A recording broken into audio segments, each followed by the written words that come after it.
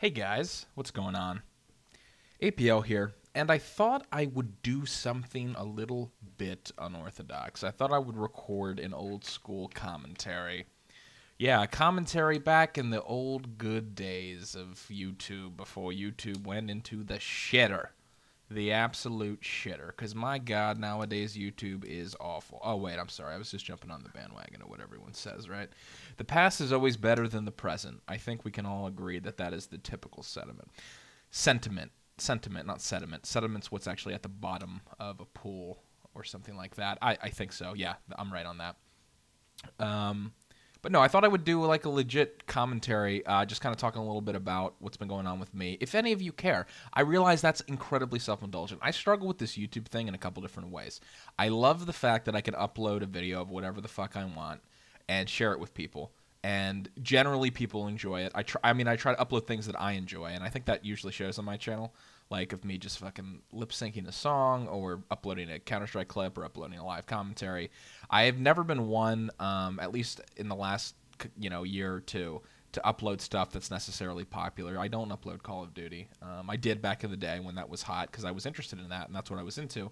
I don't do that anymore. I don't begrudge people who do. That's fine. And there's a whole bunch of talk about um, people in this community, certain directors, certain partners that people have gripes with, and I totally get it. And I will be the first to say there's a lot of people in this community that I have strong opinions on. Some negative, some positive. It feels like more and more it's negative opinions. But you know what? At the end of the day, what does that matter to me? It really doesn't matter to me. It doesn't impact me. They're not affecting me personally. You know what? Let them do their thing. And I'm not, I don't know where the fuck I'm going with this, because this is not what I wanted to talk about. I wanted to talk about real quick, a little something that I realized that I've never shared with you guys, and I feel like it's weird for me. Talking to you guys about stuff is therapeutic. I think I've said this before. When my friend Steve committed suicide. Wow, this got heavy real quick. I know if you haven't seen that video. um, I guess, oh man, how long has it been? Almost 2 years now? I'm not sure how long that video's been up. Probably about a year and a half ago. I uploaded a video just talking about it, and it really, really helped me process what had happened. Your guys' comments and your guys' feedback and messages I got, were just overwhelming about similar stories and things that you guys had experienced. And it really, I don't know, for me, I'm one of those people that processes things by talking them out. I've always been that way. I'm not someone that's going to go and, I mean, obviously I will go and think about stuff and be in my head, but I really have to talk it out with another person. And even though there's no other person here, and this is totally one way in the sense that I'm talking to you fellers and girls, I'm sure there's a lot of you ladies out there. Um, in one way, I am getting feedback because I do read the comments and I do get messages, and I do enjoy that aspect of YouTube. And I don't have any kind of illusion either that you guys are like my best friends or anything like that. I appreciate my subscriber base absolutely, but I realize you guys got your own lives, and in some way, I'm a little jaded in that sense because I realize that kind of YouTube and people that upload are kind of like monkeys. It's like, hey, do more of this, do more of this. I didn't like that. Do this, dance for me, monkey. And in some ways, that kind of makes me resentful, but not really, because I've gotten way more positive out of YouTube than I've gotten out of negative. I mean, for God's sake, I got a job because I started YouTube. I work for Machinima now. My life is really, I'm really happy where I am in my life right now. But wow, this is like are we at? Oh my God, I'm sorry, we're like at 4 minutes already. So what I wanted to actually talk about with you guys is kind of my experience growing up from the age of 12 to 16, which kind of sounds weird that I want to talk about it, but I got thinking about it recently, and I realized I got thinking about it because I realized I don't think about it often at all, because I've kind of, in some ways, blocked the ages of 12 to 16 out of my memory. I don't know if you've ever done that with times in your life that were difficult. I'm sure a lot of you do. It's a coping mechanism us humans use to deal with things that it wasn't the worst years of my life, but they were definitely tough, stressful growing up years. So basically, when I was 12 years old, okay, so let me just preface all of this with saying my family is a religious family. My family is a conservative Christian family. I come from. My dad has been in ministry in the church for pretty much all his life, professional life. My mom as well. So I was raised in the church. I was raised at well, I don't even know if I want to name the place of the church because that could get a little creepy. But it was a Bible church. It was like it wasn't a Baptist or anything. But I mean, it was within the confines of evangelical Christianity. And I was raised, I was raised as a Christian, and so that's part of who I am. I don't know if I ever share that. Not that I'm ashamed of that. Absolutely not. And actually, I'll get to the rest of this here in a second. But basically, when I was 12 years old, my parents came to me, my brother, and my sister. My sister we're all a couple years apart. I'm the oldest. My brother is the youngest, and my sister's in the middle. Anyway, they came to us and they said, "Hey guys, we need to talk to you about something." So obviously, whenever your parents want to talk about something, like have a family meeting, it's usually something pretty serious.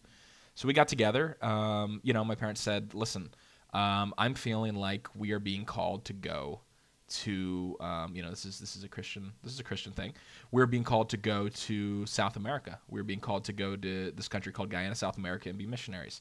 And we are going to be moving." And it was kind of, it wasn't really like, "Hey, do you want to do this?" It was like, "This is what we're doing because this is what God wants us to do." And I totally understand that. Like at that point, I'm 12 years old. I'm not really going to have much of a say in it.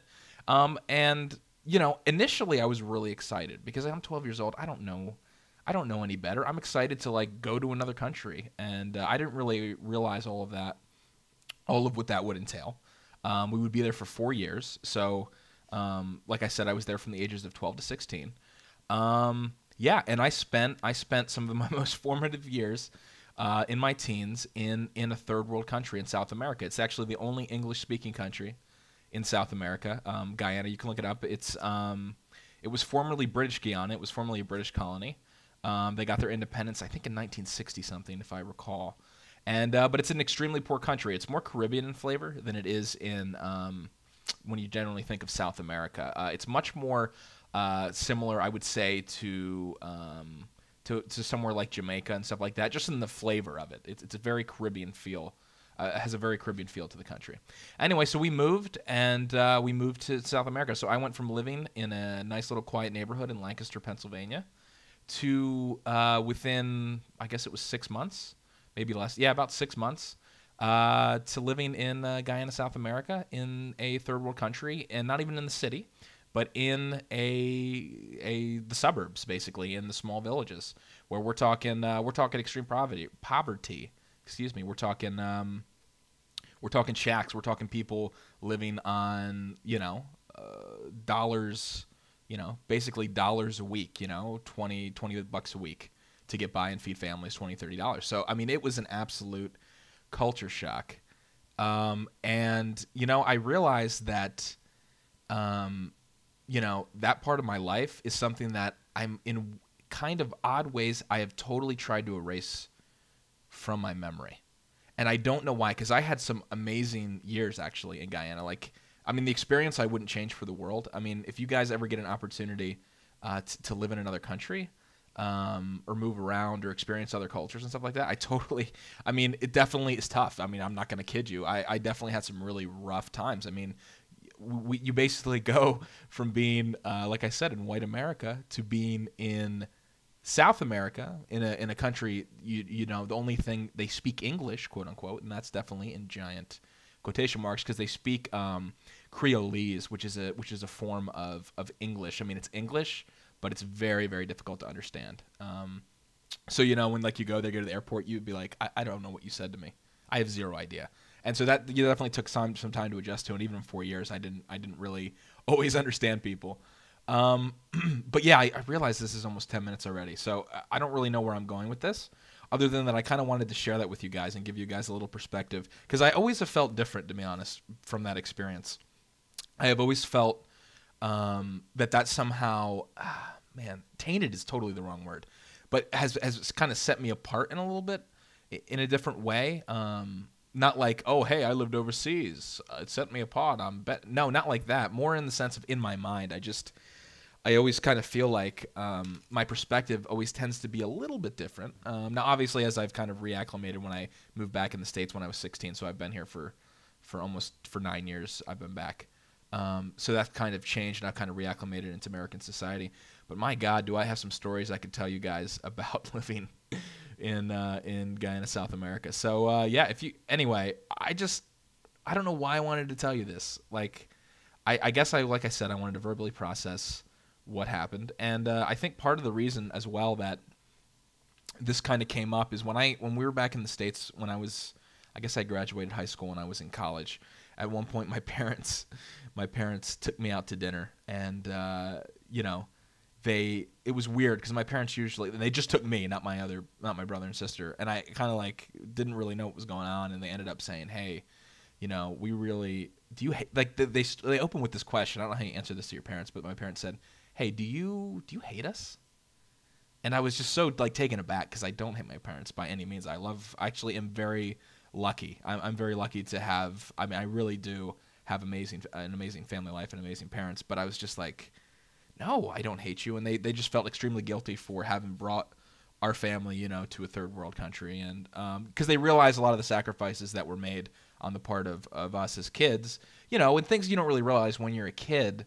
You know, until retrospect, when you're like, holy shit, man, like I missed I missed 4 years of kind of the normal American upbringing. And not that once again there's absolute trade-offs, because I wouldn't change anything that has happened to me.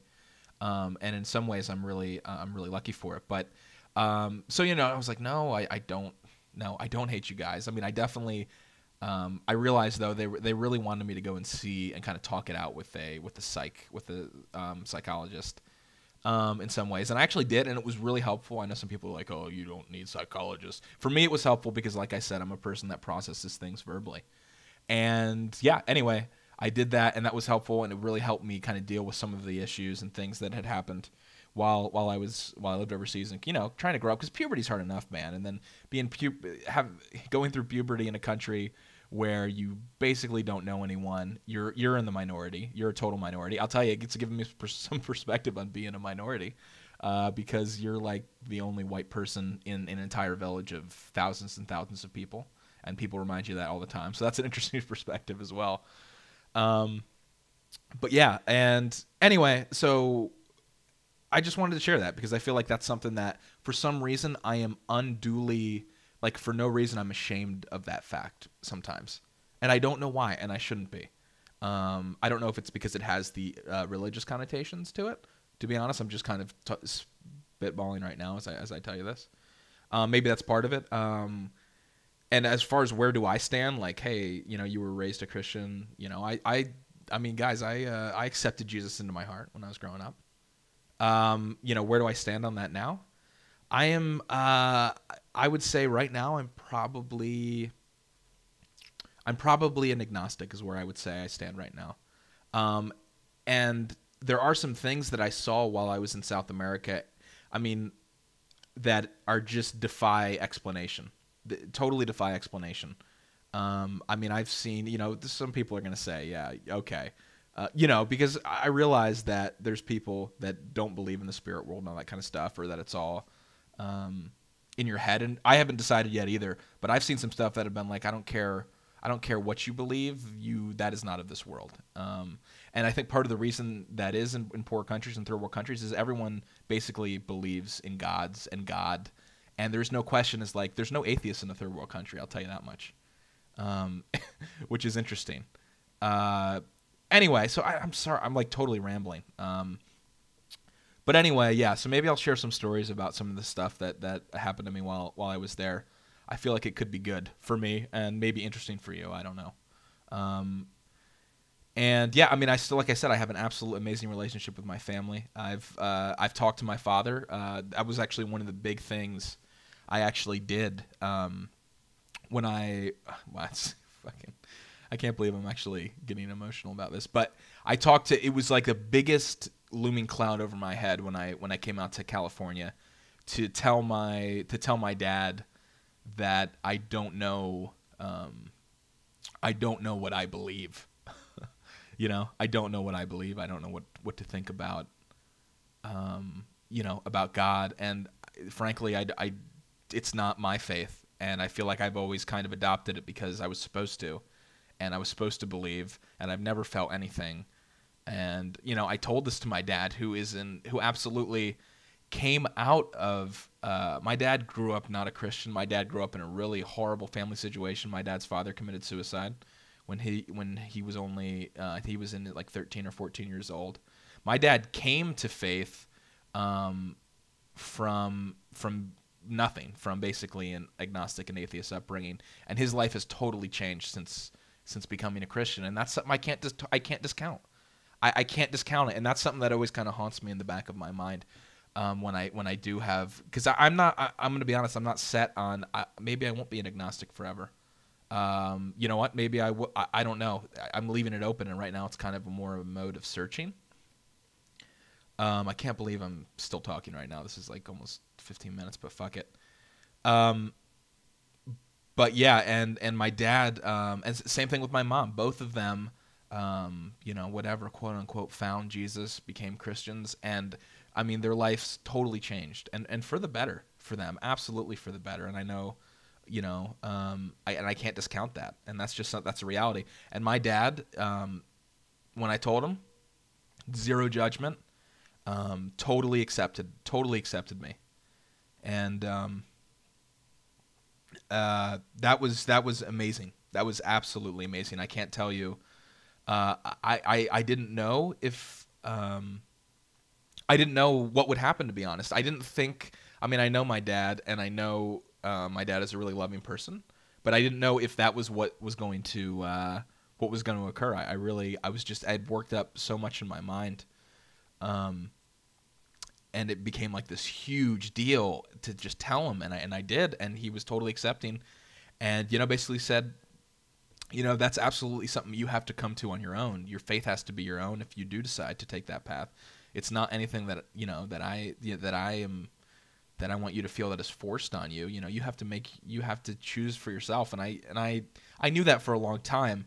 But there's a mass. I mean, when you've grown up your entire life raised a certain way, raised to believe in God, raised to believe, that you'll go to hell if you don't. It's a very difficult thing to turn away from. It really is. It's stronger than any drug. It's stronger than anything, because at the end of the day, you always have that doubt in your mind that what if I am wrong? What if I am wrong? And anyway, I need to stop talking. But anyway, yeah, thanks for listening to me ramble. There's a little more about me, totally on the serious side. It's so funny that I don't know. I don't even know how you guys keep up with this channel, because I just go from I'm like a schizophrenic, the stuff I upload. But anyway, yeah, I'm thinking I might want to maybe do a couple videos on kind of the stuff that happened to me in Guyana, because I feel like it's funny and it's interesting, and it's things that you guys would actually maybe enjoy hearing as far as stories go. So anyway, all right, I'm going to stop talking and rambling like an idiot, and bid you guys a good day. Okay, I'll talk to you guys later. Bye.